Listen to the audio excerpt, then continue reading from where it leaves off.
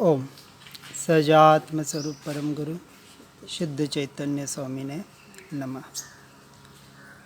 जे स्वरूप समझे बिना पाया दुख अनंत, समझाया वह पद नमो श्री सद्गुरु भगवंत।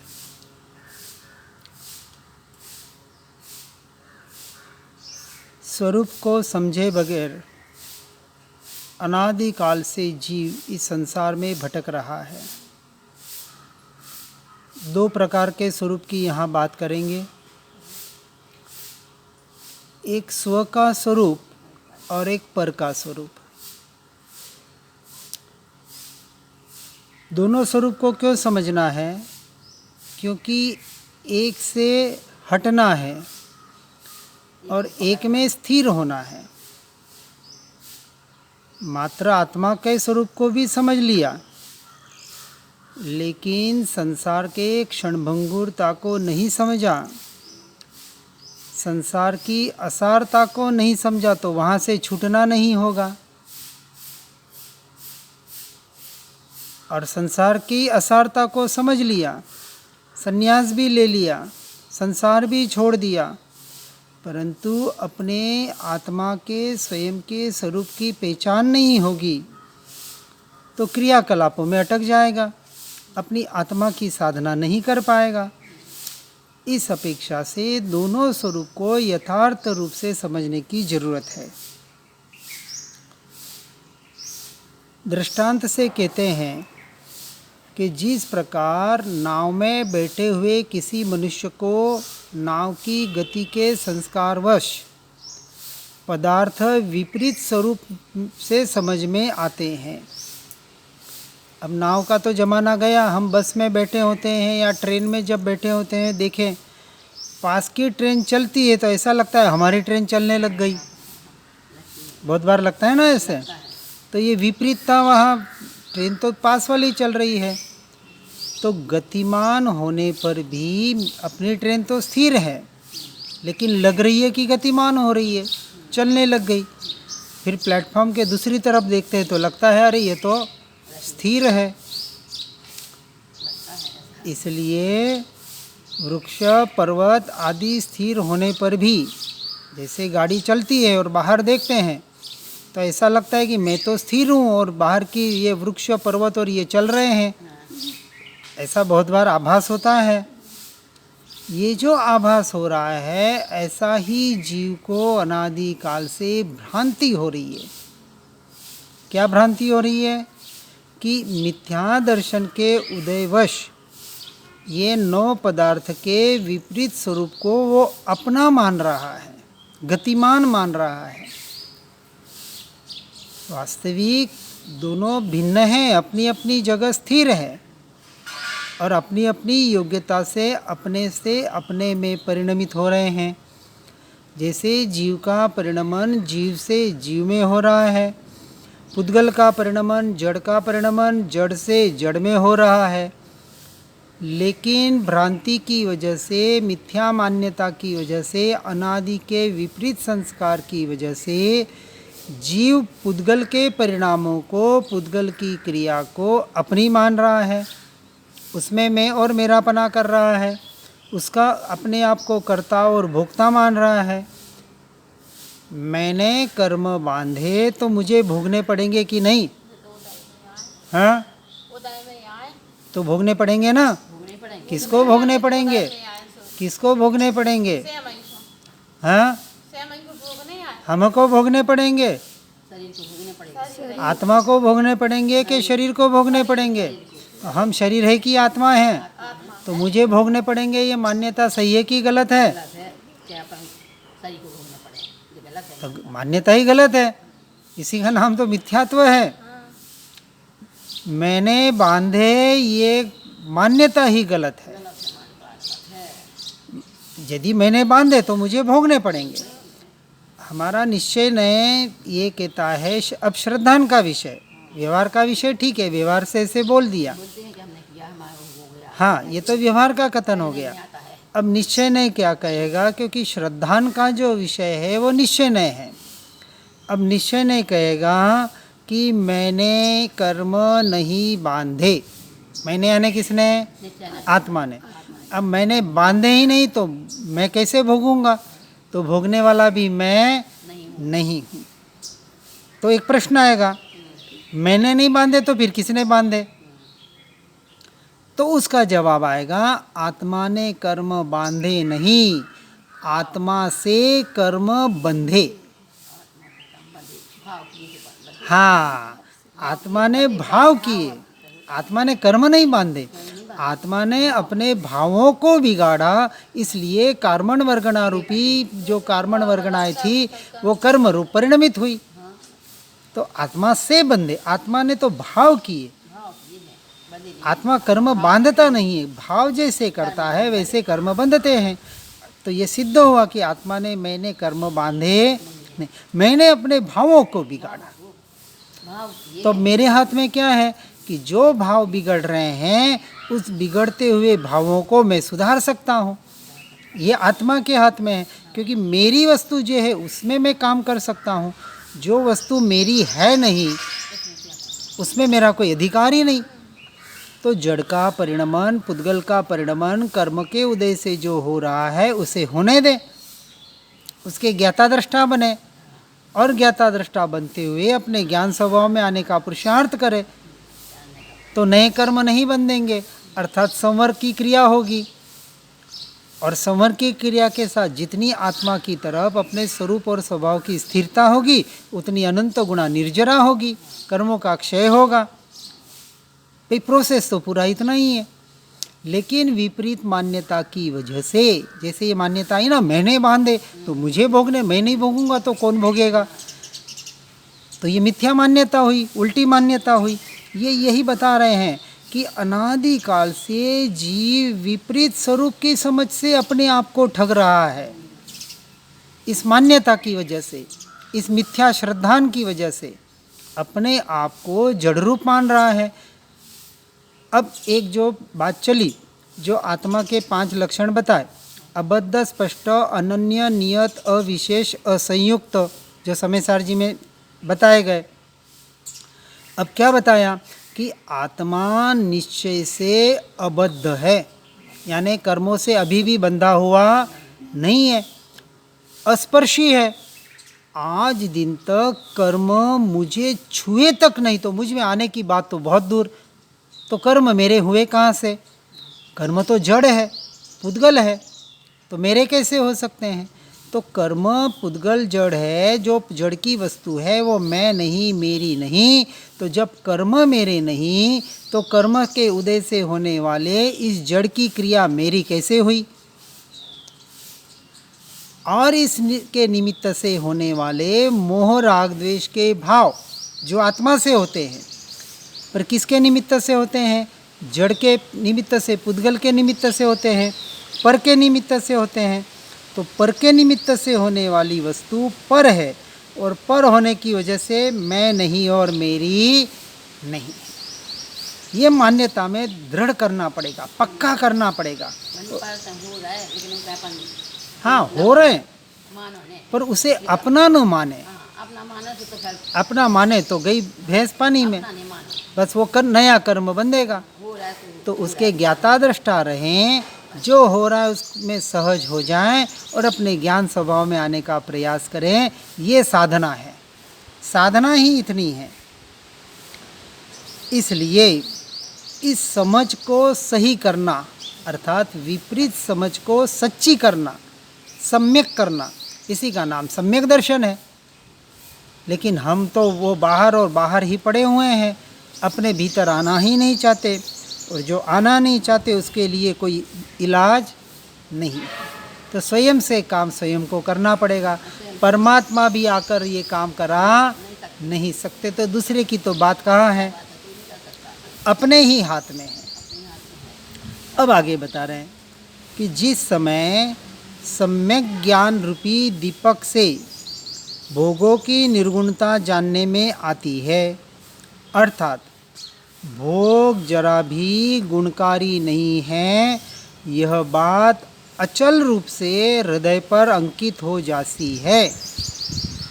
सम्यक दर्शन और सम्यक ज्ञान शब्द तो बहुत अच्छे लगते हैं कि हमें तो दर्शन ज्ञान चारित्र की आराधना करनी है, बोल रहे हैं परमात्मा के सामने, मंदिर जी में जाते, किसी गुरु के सामने जाते तो बोलते भी सम्यक दर्शन ज्ञान की आराधना करो।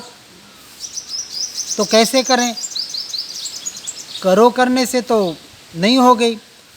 मोह राग द्वेष को निकालो, क्रोध मान माया लोभ को निकालो। अरे पर निकाले कैसे? 100 ताले की चाबी एक, कौन सी? भेद ज्ञान और भेद विज्ञान।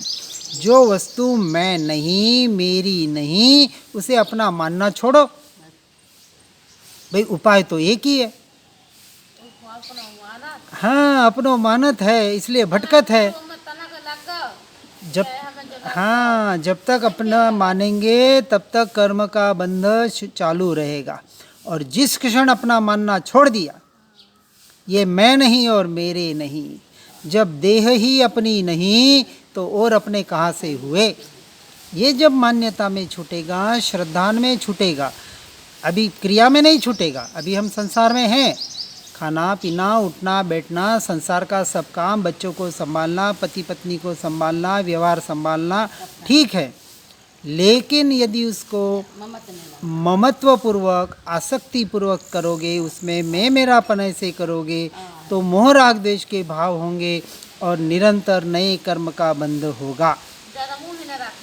हाँ, तो ये मोह तोड़ने के लिए भेद ज्ञान की जरूरत है। ये निरंतर कि ये जो बाहर की क्रियाएं हो रही है, इसको मैं जानने वाला मात्र हूँ। मैं आत्मा, ज्ञान दर्शन मेरा स्वभाव, दर्शन से मैं देखता हूँ और ज्ञान से मैं जानता हूँ। तो मैं मात्र ज्ञाता दृष्टा हूँ, मैं करने वाला नहीं हूँ। पर द्रव्य और पर भावों का मैं कर्ता भोक्ता नहीं हूँ, मैं स्वद्रव्य का कर्ता भोक्ता हूँ। अपने स्वभाव का मैं कर्ता भोक्ता हूँ, क्योंकि स्वभाव में तो आना है। इसलिए पर को और स्व को अच्छी तरह से समझकर दोनों का भेद ज्ञान करना है और फिर धीरे धीरे पर से हटकर अपने स्व में आने का प्रयास करना है। इसलिए यहाँ जो सम्यक ज्ञान की आराधना बता रहे हैं कि सम्यक ज्ञानी, जिसे सम्यक दर्शन हो गया और साथ में सम्यक ज्ञान की बात आई। सम्यक ज्ञान अर्थात यथार्थ ज्ञान, सच्चा ज्ञान। अब जिसे सच्चा ज्ञान हो जाए वो क्या कहेगा कि 5 इंद्रियों के भोगों में सुख मानेगा? नहीं मानेगा। अच्छा सुनने को मिले, अच्छा देखने को मिले, अच्छी खुशबू सूंघने को मिले, अच्छा स्वादिष्ट खाने को मिले, या शरीर को अच्छा कोई स्पर्श मिले, जैसे गर्मी में कूलर या एसी मिल जाए, सर्दी में स्वेटर या कोई गर्माहट मिल जाए। ये जो सारी मान्यताएं हमने देह लक्ष्य से की हुई है और इसमें सुख मान रहे हैं और इसको सुख मानकर इसके सुख का प्रयोजन कर रहे हैं, फिर भी आज दिन तक सुखी बने नहीं। इसलिए जो 5 इंद्रियों के भोगों में सुख मान रहा है, उन्हें गुणकारी या उपादेय मान रहा है, वह बहिरात्मा है, वह बाहर है और निरंतर कर्मों का बंध कर रहा है। और सम्यक दृष्टि सम्यक ज्ञानी क्या मानेगा? इन 5 इंद्रियों के भोगों में सुख अंश मात्र भी नहीं है। कितना? अंश मात्र भी नहीं है। वह गुणकारी नहीं है, उपादेय नहीं है। यह बात अचल रूप से जिसके हृदय पर अंकित हो जाती है। अचल रूप से यानी अब इस मान्यता से वो कभी चलायमान नहीं होगा। अचल हो गया, उसका दृढ़ निर्णय हो गया कि बाहर सुख नहीं है, सुख तो मेरा स्वभाव है, मैं स्वयं सुखमय हूँ। आनंद ये मेरा आत्मा का स्वभाव है और यदि मैं अपने स्वरूप और स्वभाव में आता हूँ तो मैं अपने सुख को अनंत काल के लिए उस अनंत सुख का भोग सकता हूँ। ऐसी जिसकी दृढ़ मान्यता और श्रद्धा हो गई है, वही जीव सम्यक दर्शन सम्यक ज्ञान का अधिकारी है और सम्यक दर्शन सम्यक ज्ञान के माध्यम से पर द्रव्य पर भावों से छूटकर जब वो अपने स्वरूप और स्वभाव में स्थिर होता है, जिसे सम्यक चारित्र कहा, अपनी आत्मा के स्वरूप की स्वभाव की स्थिरता, ज्ञायक भाव, परम पारिणामिक भाव, जिस भी शब्दों में कहे, शब्दों में उलझना नहीं है, भावों को पकड़ना है। जो भावों के माध्यम से अपने स्वरूप और स्वभाव में लीन हो गया, जिसके हृदय में अचल रूप से यह बात अंकित हो गई कि पर से अंश मात्र भी सुख नहीं है, मैं स्वयं सुख स्वभावी आत्मा हूँ, सुख तो सब कुछ मेरे भीतर ही मुझ में ही पड़ा हुआ है, मैं ही सुख हूँ, ऐसे मान्यता के साथ उस जीव के संयमित भोग और संसार से वैराग्य आता ही आता है, या यूँ कहें आना ही चाहिए। सच्चे आत्मार्थी का, मुमुक्षु का ये लक्षण है, भोगों से विरक्ति और संसार से वैराग्य। यही ज्ञान का फल बताया। सम्यक दर्शन, सम्यक ज्ञान का ये फल है, और ये जीवन में नहीं आ रहा है तो समझना अभी सम्यक दर्शन हमारे से कोसों दूर है। सम्यक दर्शन यूँ खाली चाहने से नहीं मिलेगा, उसके लिए साधना करनी पड़ेगी।